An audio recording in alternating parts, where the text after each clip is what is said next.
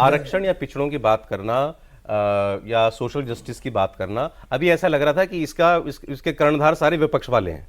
मोदी जी वो मोदी जी क्या वो नैरेटिव उनसे रेस्ट करने की कोशिश कर रहे हैं, उनसे लेने की कोशिश कर रहे हैं कि तुमसे बड़ा पिछड़ों का पैरोकार मैं हूं। वो तो सबसे बड़ा ओबीसी लीडर है भाई, वो तो खुद सबसे बड़ा ओबीसी लीडर है। बाकायदा इसको मोदी जी ने खुद कई बार कहा है, खुद बीजेपी ने कई बार कहा है कि हमारे पास सबसे बड़ा ओबीसी लीडर है, तो इसमें कोई डाउट ही नहीं है। चुनाव शक थोड़ी है, चुनाव में लेकिन पड़ गया ना आपके पीछे आरक्षण का चिन्ह। वो अलग बात है, पड़ गया, वो क्यों पड़ गया, वो तो फिर 10 साल के एंटी इनकम वो भी था नहीं, फिर विषयांतर में हो जाएगा। इलेक्शन पर कितनी रिपीट हो रही है, लेकिन 100 में 95 नहीं हुई, सरकारें बदल रही है। लेकिन मैं कह रहा हूं कि देखिए, मोदी जी ने बहुत बेहतर तरीके से हिंदुत्व और जो सामाजिक न्याय है उसके बीच में एक सिनर्जी की है। कर पाए?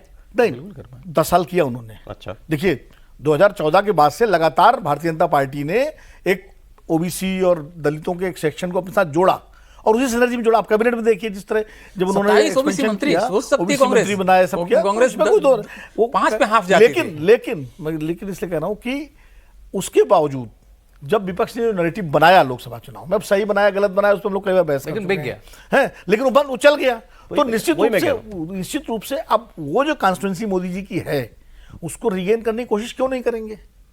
करनी भी चाहिए। और ये जो लेटरल एंट्री वाला मामला आया तो आ तो गया, उस वक्त शायद इतना अंदाज नहीं रहा होगा सरकार को कि इसका इतना अंदर से भी विरोध शुरू हो जाएगा या ये मुद्दा बन जाएगा। और जैसे ही उनको लगा कि मुद्दा बन रहा है, क्योंकि वो बड़े मंजे हुए राजनेता हैं, इसमें कोई दो राय है, जैसे उनको लगा कि बन रहा मुद्दा और ये गड़बड़ हो सकता है तो तुरंत इसको वापस लेके अब इसको नए रूप में लाएंगे। वो जिस तरह हो सकता है, जैसा मंडल जी कह रहे हैं कि हो सकता है ज्यादा एक्सेप्टेबल हो और विवाद ना हो, शायद विवाद ना हो। जैसे वक्फ बोर्ड वाला है, अब उसमें जेपीसी बन गई है, अब उसमें बहुत सारे वो आएंगे। मेरे को कभी कभी शरारत सूझ जाती है। अभी आपने एकदम से मंडल जी कहा ना, तो मुझे कहा मोदी का मंडल। सॉरी नहीं ठीक है, हमारे पुरखों का टाइटल कम से कम 8 पीढ़ियों तक के तो मुझे नाम मालूम है। नहीं, लेकिन ऐसा नहीं है कि मंडल से मंडल फेमस हुआ। 10 साल से, पिछले 10 साल से ये सरकार जी पिछड़ों के नाम पर सफाई देने के मोड में नहीं रही है। ये सारी बातें डिफेंसिव मोड में, डिफेंसिव 27 मंत्री, मोदी जी खुद पिछड़े, तमाम बातें आपने बताया, ओबीसी कमीशन को संवैधानिक दर्जा और सारी चीजें, लेकिन तब भी आरोप लगता है तो सफाई में बताया जाता है। देखिए उसमें 2 बातें, एक तो जो गवर्नमेंट ऑफ द डे होती है उस पर आरोप ज्यादा लगेगा और आपको सफाई मोड में रहना ही पड़ेगा, वो पहली बात है। और दूसरा जो संघ का जो एक तरह से पृष्ठभूमि है, वो आपको हिंदुत्व की भूमि मतलब वो ऊंची जाति पे आ जाती है, रुक के आ जाती है वो। तो जबकि सावरकर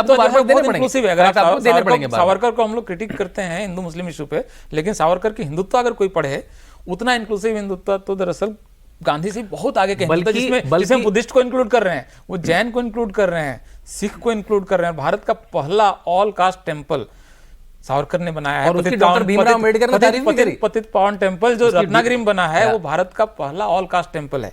उनको ये मालूम था कि अगर हम किसी बाइनरी में जा रहे हैं, कभी मुस्लिम या किसी क्रिश्चियन बाइनरी में जा रहे हैं, तो हिंदू हमारा बहुत बड़ा फोल्ड होना सेना में भर्ती, वरना हम नहीं लड़ सकेंगे।